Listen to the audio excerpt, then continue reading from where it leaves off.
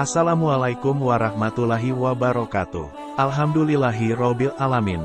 Assalatu wassalamu ala asrofil anbiya wal mursalin, wa ala wasobihi ajmain amma ba'du. Salam damai sejahtera bagi kita semua. Puji kami senantiasa kita panjatkan kehadirat Allah. Lantaran kelimpahan kasih anugerah, kita bisa mendengarkan suatu kisah ini dalam kondisi sehat tanpa ada kekurangan. Solawat serta salam kami terus dicurahkan ke baginda kami, Nabi besar Muhammad Shallallahu Alaihi Wasallam, yang menuntun kita ke jalan yang benar, aman serta barokah. Kisah kematian iblis disiksa malaikat maut hingga teriak kesakitan. Detik-detik kematian iblis di tangan malaikat maut membuatnya berteriak kesakitan. Sebelum nyawanya dicabut, iblis merasakan siksaan bertubi-tubi dari para malaikat. Iblis awalnya tinggal di surga. Ia dikenal sebagai ahli ibadah yang luar biasa hingga diberi nama Az-Zazil. Karena kedurhakaan dan kesombongannya, Allah mengeluarkannya dari surga dan menjadi makhluk terhina. Ia pun memohon kepada Allah agar umurnya ditangguhkan sampai kiamat. Iblis berkata, "Ya Tuhanku, kalau begitu, maka berilah penangguhan kepadaku sampai hari manusia dibangkitkan."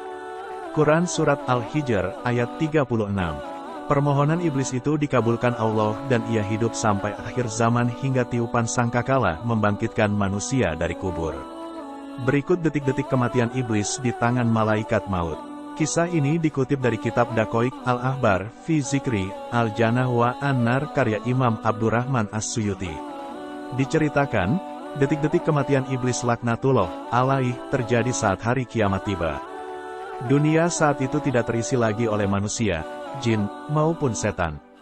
Yang tersisa dihidupkan oleh Allah hanya 12 makhluk yaitu malaikat Jibril, Israfil, Mikail, Israel, malaikat maut, dan 8 malaikat hamalat al-arsy.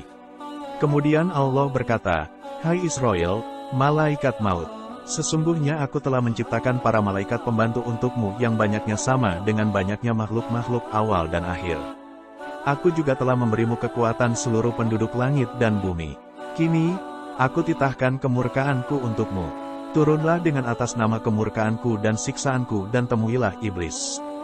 Beri ia rasa kematian dan timpakan atasnya kepahitan kematian makhluk-makhluk awal dan akhir dari golongan manusia jin dengan kepahitan yang berlipat ganda. Turunlah bersama 70.000 malaikat Zabaniyah yang masing-masing dari mereka membawa rantai dari neraka Lazo." Demikian perintah Allah.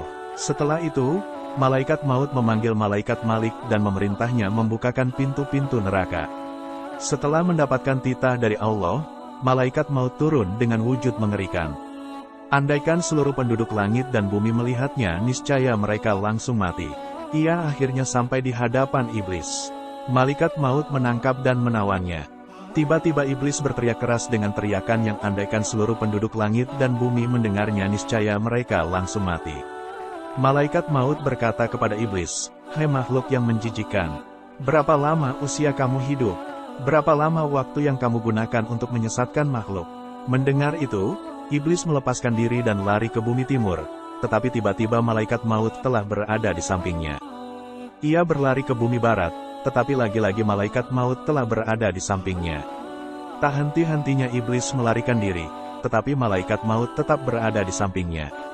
Kemudian iblis berlari dan berdiri di tengah-tengah bumi, dekat kuburan Nabi Adam, alaihi salam dan berkata, "Hai Adam, gara-gara kamulah aku menjadi makhluk yang terkutuk, terlaknati, dan tertolak." Iblis mengalami siksaan menyakitkan. Iblis berkata kepada malaikat maut, "Hai malaikat maut, gelas apa yang akan kamu gunakan untuk meminumiku?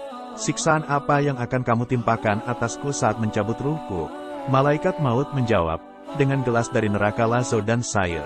Bertubi-tubi siksaan ditimpakan atas iblis. Ia berulang jatuh bangun di tanah, sampai akhirnya ia sampai di tempat di mana ia diturunkan dan dilaknati. Disitulah tempat eksekusi iblis. Malaikat Zabaniyah yang ikut turun bersama malaikat maut melempari dan menembaki iblis dengan panah. Kemudian mereka memegang dan menawannya. Dengan kondisi tak berdaya dan di bawah pegangan serta tawanan Zabaniyah, iblis ditembaki panah kembali hingga akhirnya sekarat mati. Masya Allah, hanya kepada Allah kita semua kembali. Setelah iblis mati, tinggallah malaikat maut, Jibril, Mikail, Israfil, dan hamalat al-arsy. Allah memerintahkan malaikat maut mencabut nyawa para malaikat mulia itu. Setelah itu, Allah berkata kepadanya, "Hai malaikat maut, apakah kamu belum mendengar firman-Ku? Segala makhluk yang bernyawa pasti akan merasakan kematian. Kamu adalah salah satu makhluk dari sekian makhluk-makhluk-Ku.